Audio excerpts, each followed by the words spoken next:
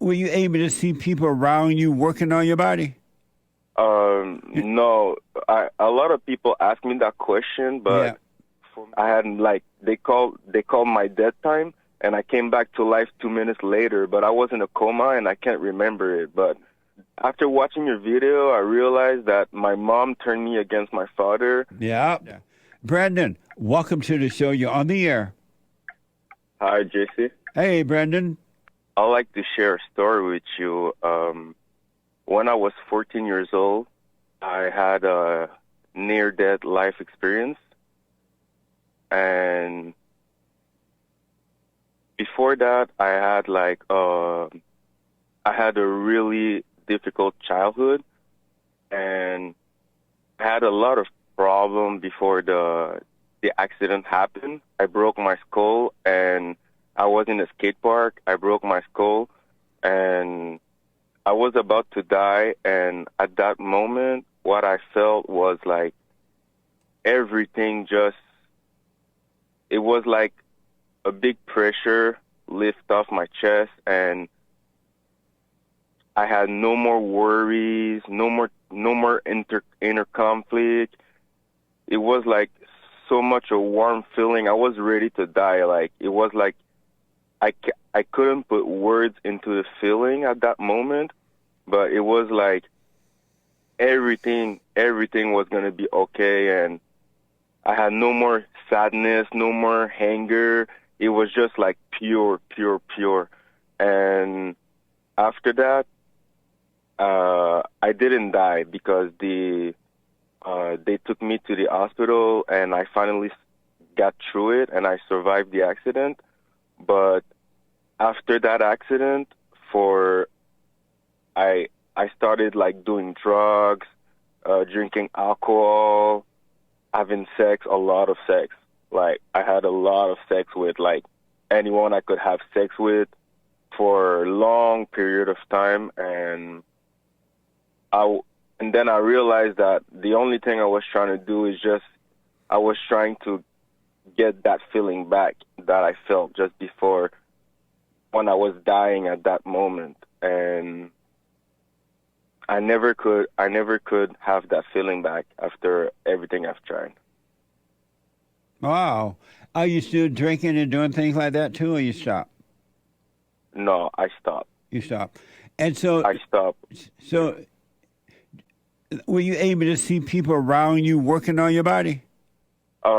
No, a lot of people ask me that question, Yeah. but for me, it was just a blackout. Like, I saw when I was laying on the ground before they took me to the hospital, like, people say you see a light, you truly see a light. And I was like, I just felt like, it was like my body and my soul disconnected. Like, it was like I wasn't a part of my body anymore. I was just going, and I accepted the fact that I was going, and it was time, and everything was gone. The worries, the sadness, the anger that I had toward my moms, and everything just went away.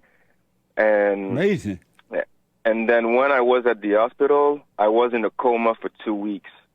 And when I woke up, the hospital told me that I had to stay at the hospital for a year or two, and I had to learn how to walk again, eat again. They told me all that stuff, and I just couldn't accept the fact that I was going to stay at the hospital for a year or two, and the food was crap, and like I just didn't want to stay there. And believe it or not, Jesse, after everything they've said, 1 week later, I was playing basketball with my dad. Like, everything just went okay, and the doctors told me, we have no explanation of what happened. It's just a miracle. Just live your life. It's like I had a second chance, because they told me when I was in a coma, I died for about 2 minutes. I had like they called my death time, and I came back to life 2 minutes later. But I was in a coma, and I can't remember it. And when I woke up from my coma, they told me I had a 1 year program. Everything was ready for me to start. And I just started walking again, eating again. Everything went perfectly. I went back to school 2 weeks later, like nothing happened.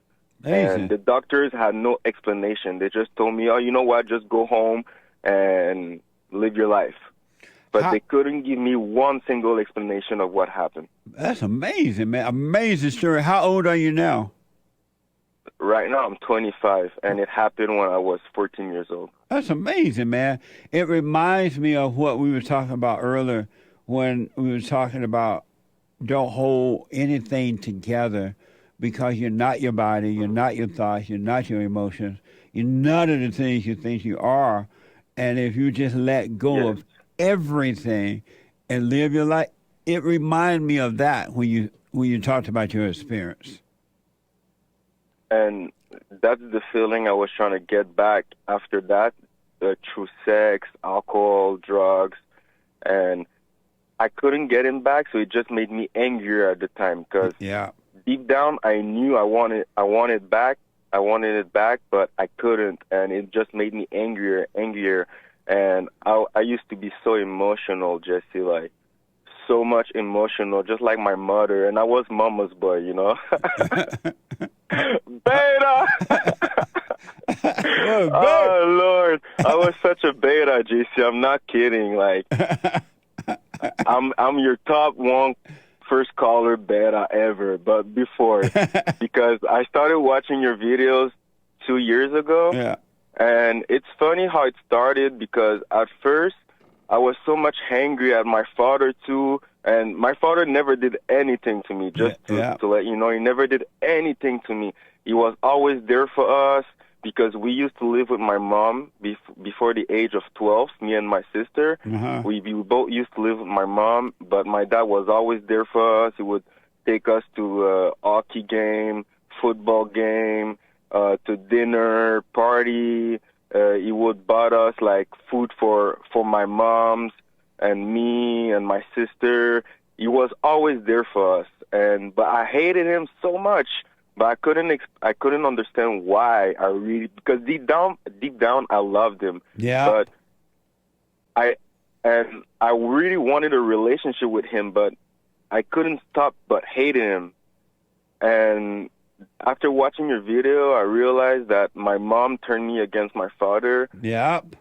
And she would always say, like, oh, your father was a violent man with me. He used to beat me. He even killed her cat.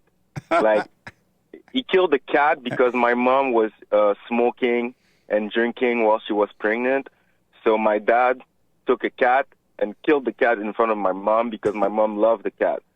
And my mom will tell me that story like, oh, yeah, your dad killed my cat.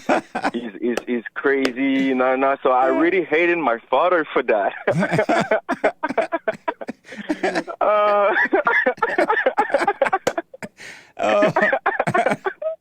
What a mess. I know. And after that, oh, God. And I used to really hate my father for all of those things. And then I realized, like, man, I love my mother. I love my father. And my mom's crazy, by the way. and then when I realized that my real anger was towards my mom and not my dad. Yeah, and absolutely.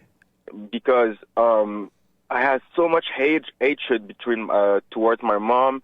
And then when I realized it, the moment I realized that, I went to see my father and I told him, I'm sorry, Dad, for hating you, because now I realize I wasn't really hating you. That was my mom's hatred that I was showing you.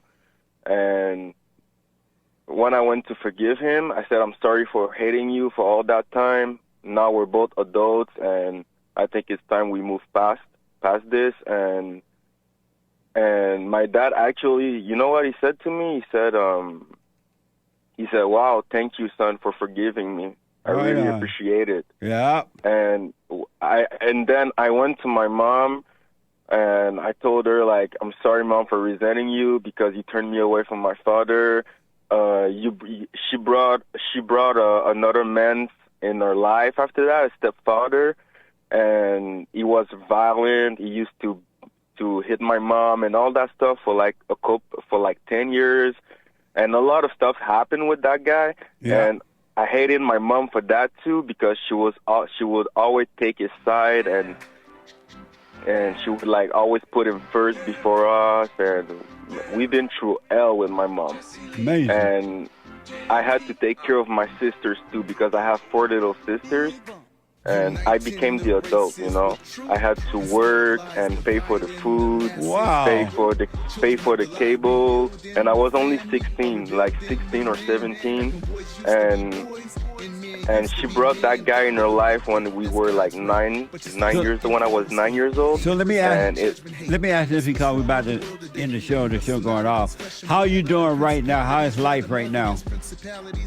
Right now, life is. I never imagined I could live a life like this. I'm watching my anger go away, and I'm really like focusing on myself, and I'm learning so much.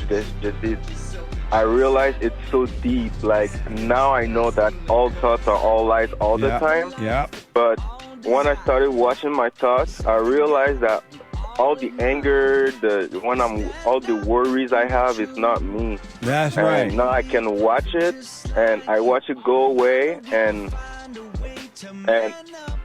every time I do the silent prayer, I've been doing it for months, each morning and night, and now I really see like everything.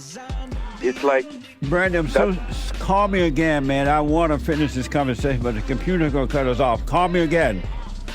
Okay, I'll call you again, JC. Amazing call, man. Thank you. No problem. Thanks to you, JC. I appreciate a lot of what you do. All right, buddy. Thank you. Amazing.